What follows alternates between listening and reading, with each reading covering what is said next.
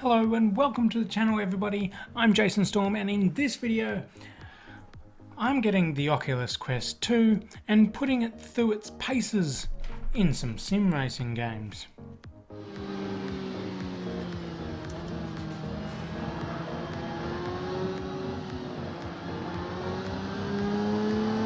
So this is the Oculus Quest 2, quite newly released. This is a standalone headset that you don't necessarily need to hook up to your computer and to your computer only. Like most VR headsets, you can literally just power it on and whack it on. And I guess the primary purpose of the Oculus Quest 2 is not necessarily PC VR games, more so standalone games that you don't need to hook up to the PC. But it has that capability, and I guess it is marketed as an all-in-one headset. But what I want to know as a sim racer, can you actually use this for sim racing? And if so, is it any good? So to be able to use the Oculus Quest 2 in sim racing, you can use it in one of two ways.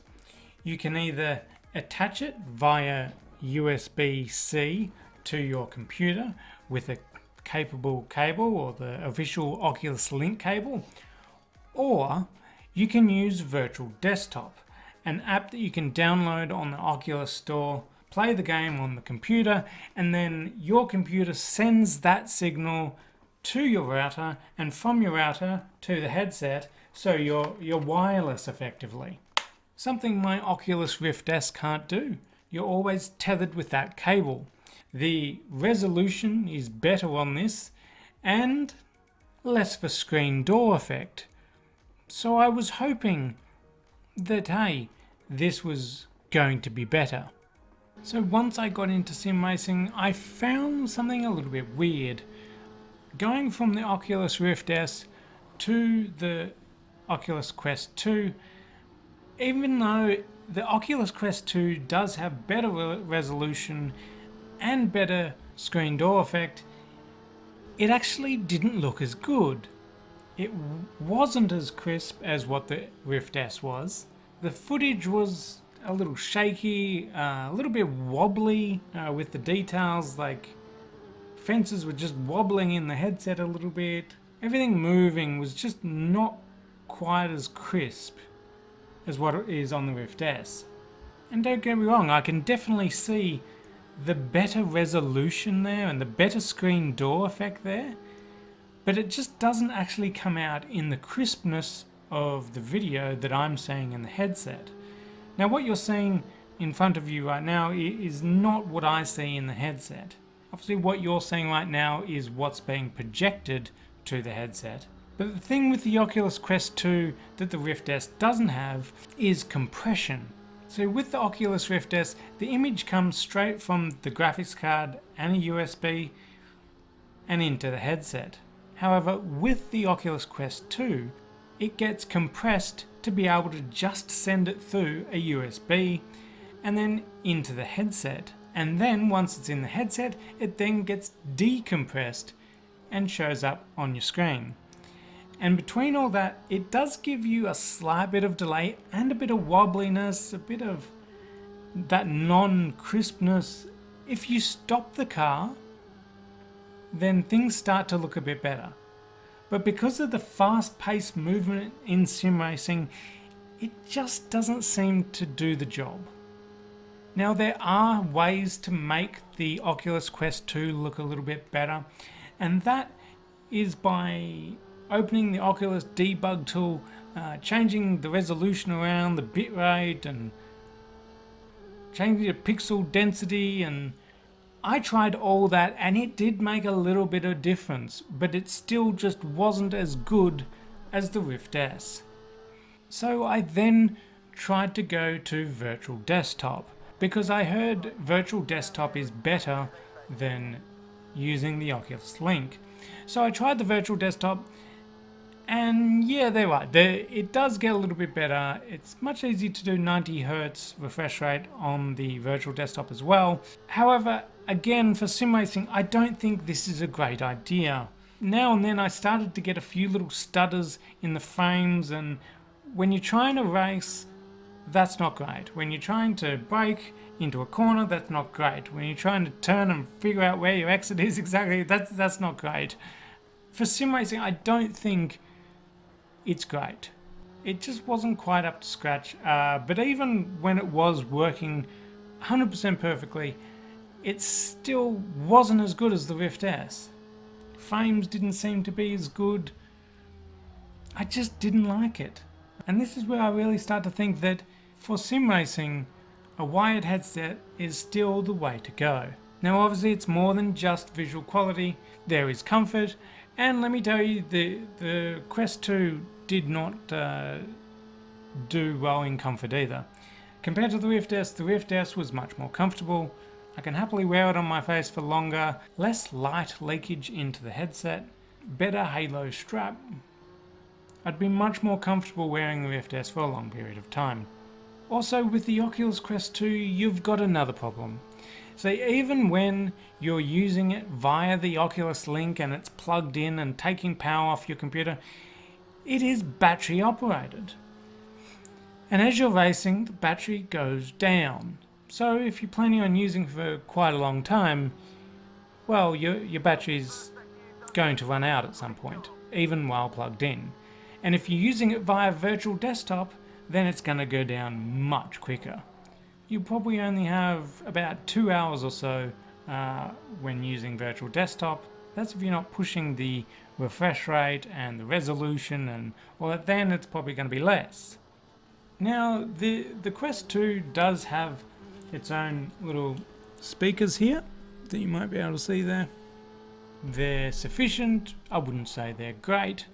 The microphone is pretty good, probably better than my gaming headset's mic, so that is a definite plus there.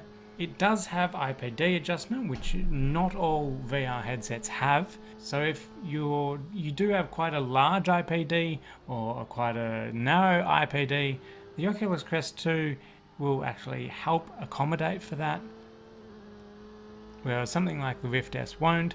Obviously I don't really want to just compare this to the Rift S, but the Rift S is the main headset that I use for sim racing. The good thing I have found with the Oculus Quest 2, however, is that the head tracking seems to be really good. I've spent hours racing on the Oculus Quest 2, and throughout those hours I never really have to find myself recentering my VR display, which is something I have had to do in the past with a lot of other VR headsets. It does seem to keep head tracking really well. But my verdict on this, should you use this for sim racing? Should you buy this if it's just for sim racing? I would have to say no. Not if it's just for sim racing. You're better off with a wired headset like a HTC Vive Pro or an Oculus Rift S or HP Reverb G2, something like that. However, should you buy this if you're wanting a VR headset that can kind of do everything as well as sim race? That could be a different thing. You can't buy a Valve Index and then have it wirelessly play sim racing games. You can't buy an Oculus Rift S and wirelessly play sim racing games. You can't buy a Rift S and go play some Beat Saber in the lounge room wirelessly and then plug it into your computer and then go sim racing. However, you can do that with the Oculus Quest 2. Now, I'm not going to say that this is the best headset for sim racing, because it isn't. But can it do sim racing? And the answer is yes, it can. Pretty much my entire week I've just spent sim racing in my free time, and sim racing with the Oculus Quest 2, and from time to time jumping to the Rift S and then jumping off it and going back to this, just for comparison's sake. And I can notice the difference straight away.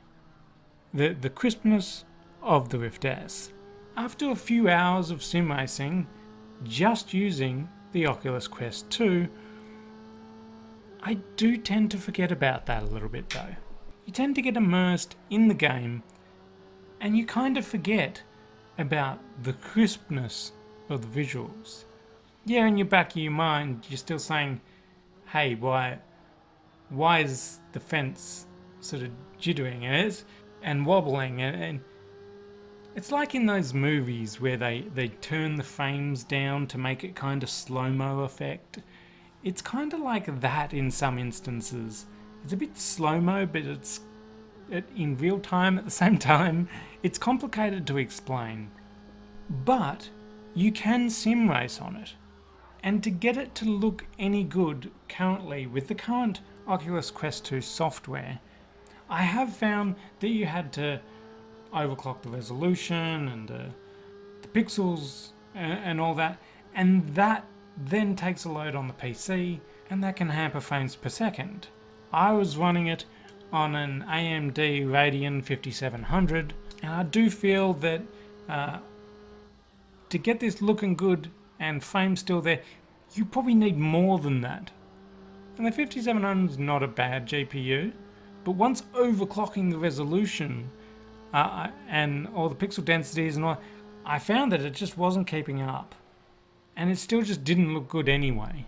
But compared to like a proper wired headset, going to your display port of your graphics card, without all the compression and all that. So I say, if you need a VR headset that does wireless, and you're really into VR, doing it wirelessly, you can go anywhere with this and not have a powerful gaming PC and just play VR games with this. And then when you want to sim race, well, you know, you've got this. The thing I find with this though is the Oculus Quest 2 is really kind of for people that don't have a gaming PC. And if you're playing sim racing games, then, you know, you probably already have a gaming PC. So what's the point? I say, if you're fine with being tethered, then don't go this. Don't go an Oculus Quest 2. But if you want it for things outside of sim racing, and that's, you put a slight more bit of priority on that, and you don't do sim racing much, then yeah, maybe this could be your headset. But if it's just for sim racing, then no, don't do it to yourself. So anyway, thanks for watching this video everybody. Hit that like button if you liked it, subscribe for more videos, and I will see you in the next video.